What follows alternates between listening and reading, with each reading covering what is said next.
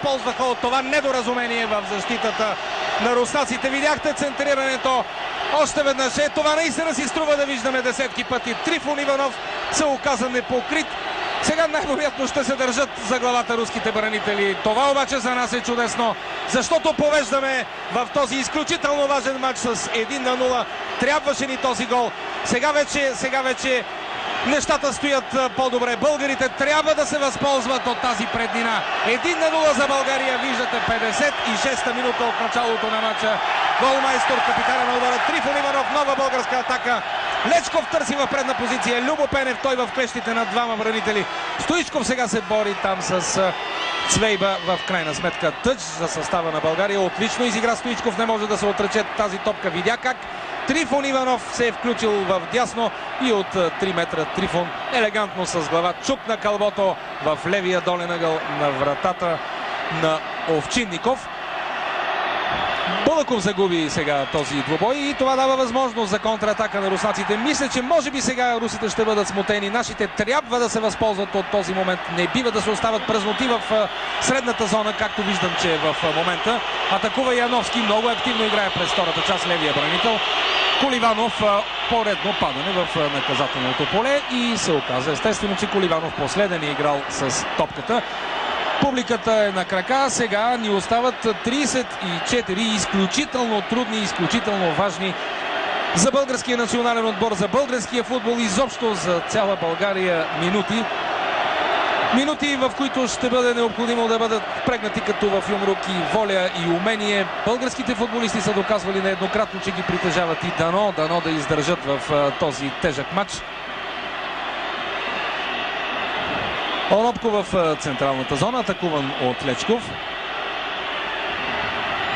Неточно подаване към Аленичев наляво. Кишишев ще изпълни страничното хвърляне. Лечков в коридор към Костадинов, който е в наказателното поле. Има възможност Костадинов, за съжаление. Спря топката, после я чукна с пета, без да иска и тя напусна очертанията на игрището.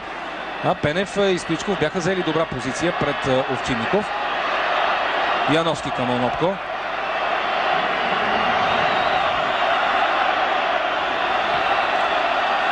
Мисля, че за този великолепен гол на българския отбор трябва да се отдаде и заслуженото на Христо Стоичков, който просто постави топката на главата на Трифон Иванов с изключително прецизно подаване. Любо Пенев наляво. Пак към Христо Стоичков. Бълъков добре маневрира между трима в синьо. Лечков подхваща атака към вратата на Овчинников. Лечков, Кишишев, Емил Костадинов наляво. Великолепно надиграва Яновски. Задържане за фанелката и жълт картон за играча с номер 5 на Русия.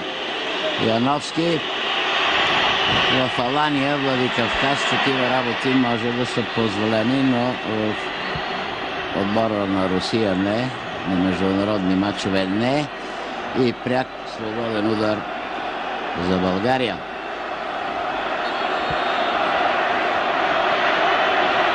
Лечков ще изпълни.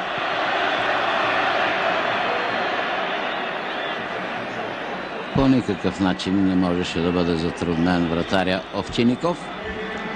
Пенев може да демонстрира спринт. Канчалски се е върнал там да го покрива. Нямаше с кой обаче да играе Пенев сега. Краси Бълъков се притичва на помощ и много добре се справя с ситуацията. Пак може би ще трябва да търси Пенев центриране и да видим Стоичков с десния крак в наказателното поле. Разбъркване пред руската врата. Добре действат нашите в атака. Има изненада, видяхте как атаката започна отдясно, после се пренесе от ляво, след това отново завърши. Възможно за индивидуална игра, влиза в наказателното поле. Може ли втори гол? Удар спасява за съжаление Овчинников. Как можеше да гледаме по-спокойно тези последни минути. Сега удар на Стоичков, след това рикошет и в ръцете на Овчинников. Прекрасна игра на Краси Бълъков. Чудесно се освободи, нанесе удар на Овчинников, спаси веднага. Контра на руснаците.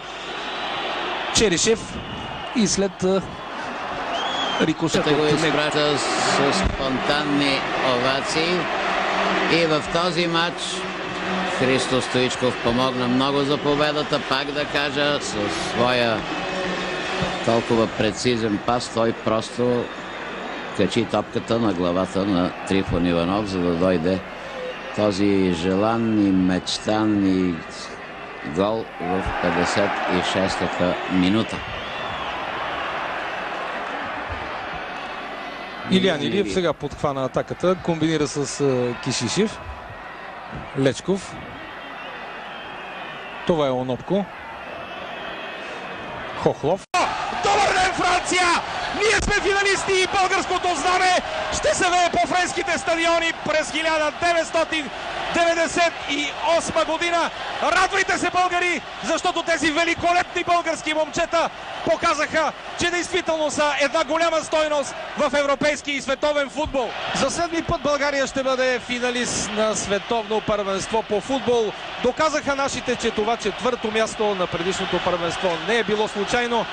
Сега ще приемат поздравления от своите верни почитатели, а ние да се порадваме още веднъж на тази прекрасна за цяла България 56-та минута, в която вратаря Овчинников бе поставен на колене и България подпечата визите си за Франция 98 година.